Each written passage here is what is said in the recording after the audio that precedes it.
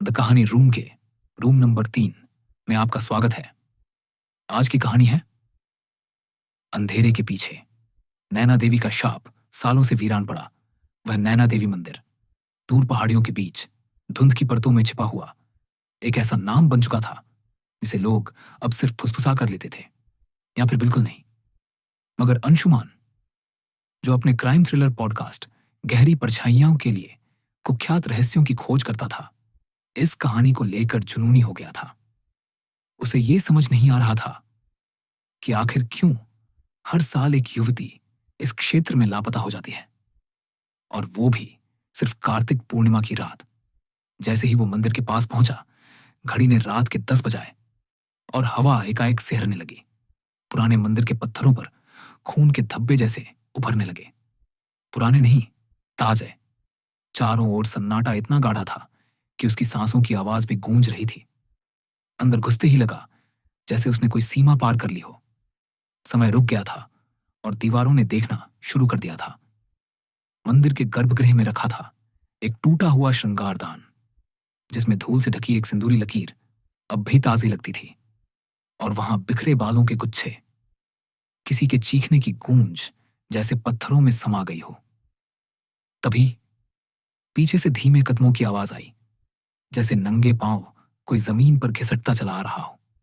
अंशुमान मुड़ा, पर वहां कोई नहीं था। पर कैमरे की स्क्रीन पर साफ दिख रहा था एक लड़की, उलझे बाल, सफेद आंखें, और उसके होंठ हिल रहे थे। अब तुम मेरे हो। दीवारों पर अब चित्र उभरने लगे, भली की विधियां, काले मंत्र, एक युवती को जिंदा दफनाते साधु। अंशुमान के कानों में बड़ों की कहानियां गूंजने लगी। रंभा, वह पुजारी की बेटी जिसे मंदिर की रक्षा के नाम पर नरबली दे दी गई थी, और मरते समय उसने शपथ ली थी कि वो हर पूर्णिमा को वापस आएगी, किसी और के शरीर में समा जाने। रात बढ़ती गई। 11:30। अंशुमान मंदिर से बाहर निकलना चाहता था, पर हर द्वार ईंट में बदल चुका था। उसकी टॉर्च ने सामने उस लड़की का चेहरा दिखाया, रंभा। वह मुस्कुराई, धीरे धीरे हवा में तैरती हुई उसके करीब आई और बोली, तू सच्चाई ढूंढने आया था, अब सच तुझ में ही रहेगा। अंशुमान चीखा, भागा, मगर वह अब भीतर फंस चुका था। शरीर में कंपी, सांसें भारी, समय धीमा। उसने देखा मंदिर की छत से झूलती लाशें, जिनकी आंखों से अब भी आंसू बह रहे थे। वो सब लोग थे जो सच्चाई खोजने आए थे और वापस कभी नहीं जा सके। अब उसे सब समझ में आया। उसे यहां लाया गया था, चुना गया था, क्योंकि रंभा को अब एक नया शरीर चाहिए था। 12 बजते ही मंदिर की घंटी अपने आप बजी।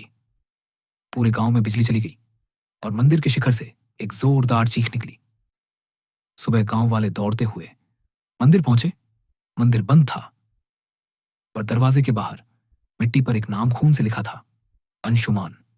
और तभी मंदिर की सीढ़ियों पर बैठा एक नया पुजारी दिखा।